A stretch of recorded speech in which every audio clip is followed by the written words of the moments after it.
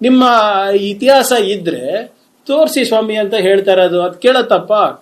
ನನಗೆ ಸುಮ್ಮನೆ ಇದು ಯಾವುದೋ ಒಂದು ಆರ್ಗನೈಸೇಷನ್ ಇದ್ರೆ ನನಗೆ ಅಭ್ಯಂತರ ಇರಲಿಲ್ಲ. I would not have been interested also, not would anybody be interested.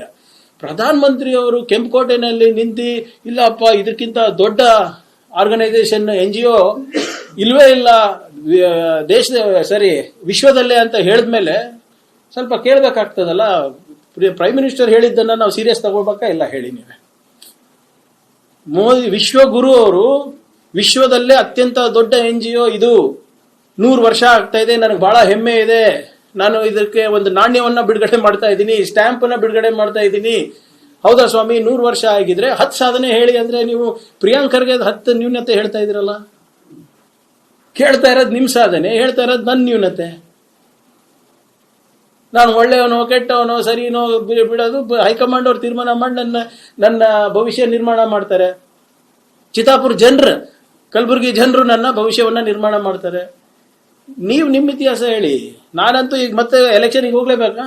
ಎಲೆಕ್ಷನ್ಗೆ ಹೋದಾಗ ನಾನು ಏನೇನು ಮಾಡಿದ್ದೀನಿ ಚಿತ್ತಾಪುರಿಗೆ, ಕಲಬುರಗಿಗೆ, ಕರ್ನಾಟಕಕ್ಕೆ ಹೇಳಲೇಬೇಕಾ ನಾನು?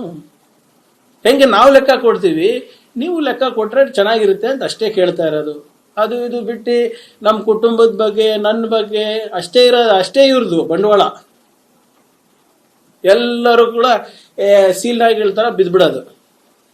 ನಾವೇನೋ ಬಾರಿ ಎದುರ್ಕೋತೀವಿ ಅಂದಂಗೆ. 10 achievements sir, that's all I am asking. 10 questions 10 achievements ಹೇಳ್ಬಿಡಿ ಅಂತ.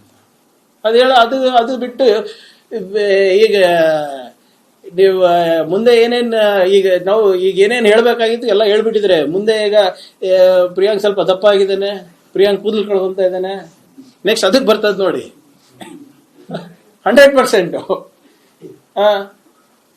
ಅವನ್ ರೈಟ್ ಹ್ಯಾಂಡರ್ ಅಲ್ಲ, ಆಕ್ಚುಲಿ ಲೆಫ್ಟ್ ಹ್ಯಾಂಡರು. ಸೊ ಇವೆಲ್ಲಾನು ಬರ್ತದೆ ನೆಕ್ಸ್ಟ್ ಮುಂದಿನ, because they running out of issues to talk against me.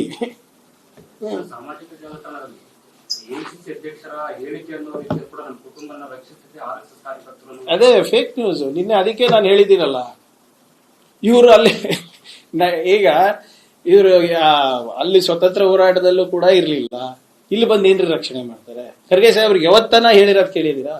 Kharge ಸಾಹೇಬ್ರು ಹೇಳಿದ್ದೇನು, ಈ ತತ್ವ ಏನಿದೆ ಇದು ವಿಷ ತರ ಇದೆ, ಹೆಂಗಿದೆ ಅಂದ್ಬಿಟ್ಟು ಇದ್ರ ಸ್ವಾದ ಹೆಂಗಿದೆ ಅಂತ ನೋಡ್ಬಿಟ್ಟು ನೀವು ಬರೇ ಒಂದ್ ತೊಟ್ಟ ಹನಿಗೆ ಹಾಕೋ ಒಂದ್ ತೊಟ್ಟ ಇದು ವಿಷವನ್ನ ನೀವು ನಾಲ್ಗೆಗೆ ಹಾಕೊಂಡ್ರೆ ಸತ್ತೋಗ್ಬಿಡ್ತೀರಾ ಅಂತ ಹೇಳಿಲ್ವಾ ಸಾಹೇಬ್ರೆ?